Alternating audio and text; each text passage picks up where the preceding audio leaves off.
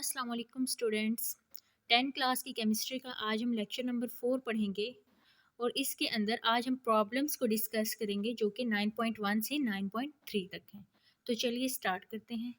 Students, आज की problems के अंदर हमने Kc यानी कि केमिकल इक्विलिब्रियम कांस्टेंट की वैल्यू को कैलकुलेट करना है।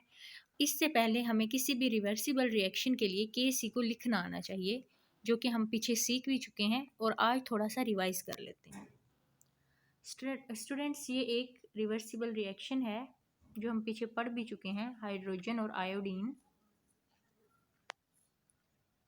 ये क्या बनाता है? हाइड्रोजन आयोडाइड बनेगा। अब हम इसके लिए Kc को लिखते हैं। हमें पता है कि हम हमेशा Kc की वैल्यू Kc का लिखते हुए जो होता है प्रोडक्ट, उसको हम ऊपर लिखते हैं और जो कोफिशिएंट होता है जैसा कि ये 2 है, इसको हम पावर की फॉर्म में लिखते हैं। इसी तरह हम रिएक्टेंट्स जो होते हैं उनको नीचे लिखते हैं। ठीक है स्टूडेंट्स, तो ये हमने इसके लिए Kc लिख लिया। अगर हमें इन सब की वैल्यूज़ जो हैं वो दी हुई हों, हाइड्रोजन की, आयोडीन की और हाइड्रोजन आयोडाइड की, तो हम सिंपली क्या करेंगे, इन वैल्यूज़ को यहाँ पे पुट करेंगे, हाइड्रोजन आयोडाइड की, हाइड्रोजन की और आयोडीन की, और Kc हमारा आ जाएगा। इनको कैलकुलेट करेंगे तो हमारे पास क्या आ जाएगा? Kc। तो देखा स्टूडेंट्स, Kc निकालना कितना आसान है। अब हम इसी को जहन में रखते हुए आगे करते हैं। ये देखिए, ये कौन सी है? ये प्रॉब्लम है 9.1। इसमें क्या है, जब भी हाइड्रोजन क्या है आयोडीन के साथ रिएक्ट करता है तो क्या बनाता है? Hydrogen iodide. और ये एक रिवर्सिबल रिएक्शन है, तो इसके लिए इक्विलिब्रियम कंसंट्रेशन जो है वो उन्होंने हमें दी हुई है। हाइड्रोजन के लिए कितनी है? 0.05 मोल पर डेसीमीटर क्यूब। आयोडीन के लिए कितनी है? 0.06 मोल पर डेसीमीटर क्यूब। और हाइड्रोजन आयोडाइड के लिए कितनी है? 0.49 मोल पर डेसीमीटर क्यूब। ये हमें गिवन होती है। ठीक है, तो हमने इसके लिए क्या करना है? Calculate equilibrium constant. Equilibrium constant क्या होता है? Kc। हमने इस रिएक्शन के लिए क्या कैलकुलेट करना है? Kc। तो चलिए हम आगे करते हैं। ये देखिए, ये सारी चीज़ें जो हैं वो हमें क्वेश्चन के अंदर गिवन होती हैं, हाइड्रोजन भी, आयोडीन भी और हाइड्रोजन आयोडाइड भी। हमने क्या करना है? सिंपली उसका Kc लिखना है, जो कि कैसे हम लिखते हैं? प्रोडक्ट्स को हम ऊपर लिख लेते हैं और रिएक्टेंट्स को नीचे लिखते हैं, और हम इनके अंदर इनकी वैल्यूज़ को पुट करेंगे। जैसा कि हाइड्रोजन, पहले किसकी वैल्यू पुट करेंगे? हाइड्रोजन आयोडाइड की यहाँ पे। और हाइड्रोजन आयोडाइड की वैल्यू क्या है? ये देखें, 0.49 मोल पर डेसीमीटर क्यूब। ये हम ऊपर पुट यहाँ पे पुट कर देंगे, और दो जो है वो इसकी पावर है तो उसको हम ऐसे ही ऊपर लिख देंगे।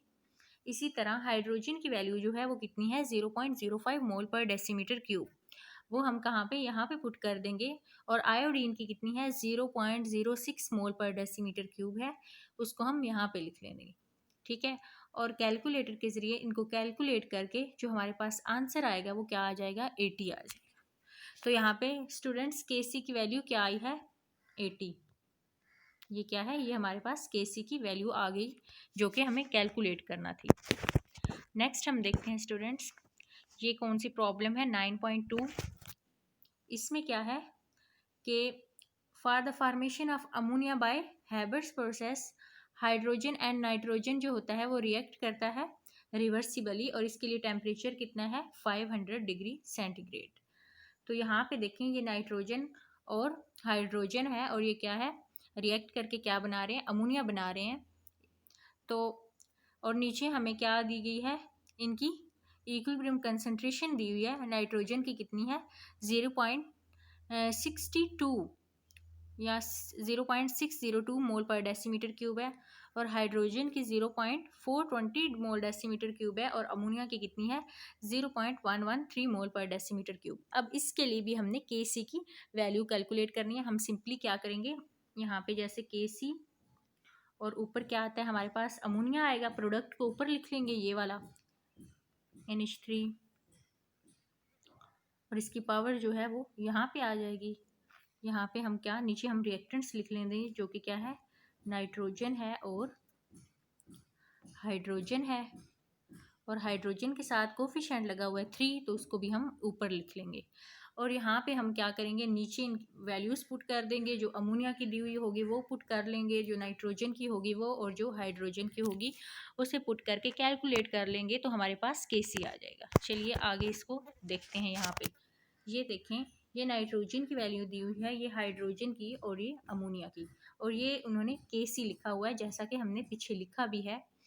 अब यहाँ पे अगर आप लोग देखें तो उन्होंने अमोनिया की वैल्यू यहाँ पे पुट की हुई है, जो कि हमारे पास क्या थी, 0.113 मोल पर डेसीमीटर क्यूब थी, और इसकी पार क्योंकि 2 है तो यहाँ पे हम इसकी पार लगा देंगे। ठीक है स्टूडेंट्स। इसी तरह हाइड्रोजन जो है उसकी वैल्यू यहाँ पे पुट की हुई है, ये हाइड्रोजन की वैल्यू है। ठीक है, इसको थोड़ा सा साफ कर लेते हैं।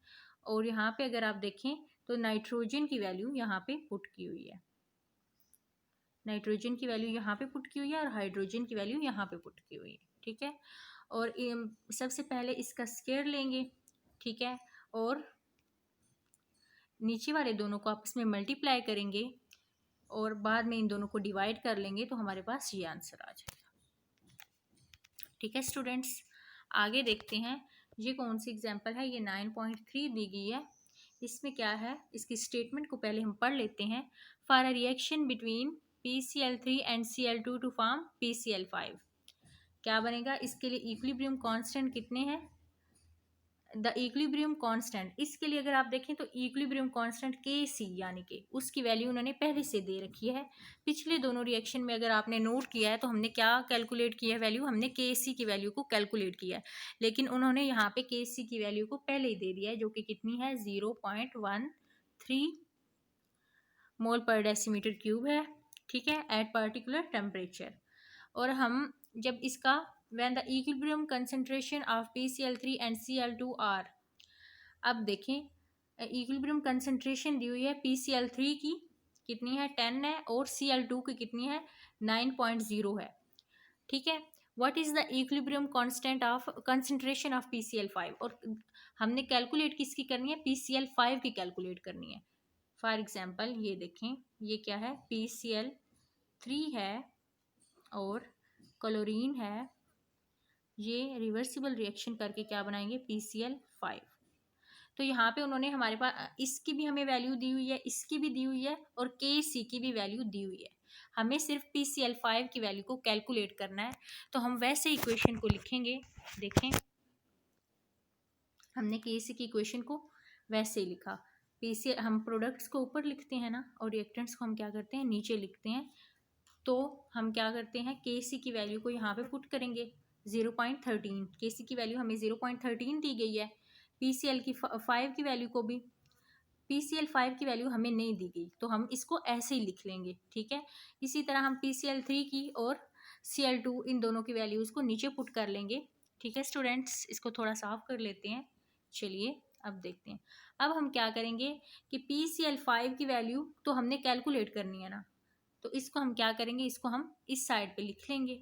बाकी हम क्या करेंगे, 0.13 यहाँ आके मल्टीप्लाई हो रहा है, तो इन सब को हम मल्टीप्लाई करके ये आंसर आ जाएगा, और ये हमारे पास क्या आ जाएगी, PCl5 जो कि की वैल्यू आ जाएगी। ठीक है स्टूडेंट्स, तो आज की हमारी प्रॉब्लम्स यहाँ तक की थी।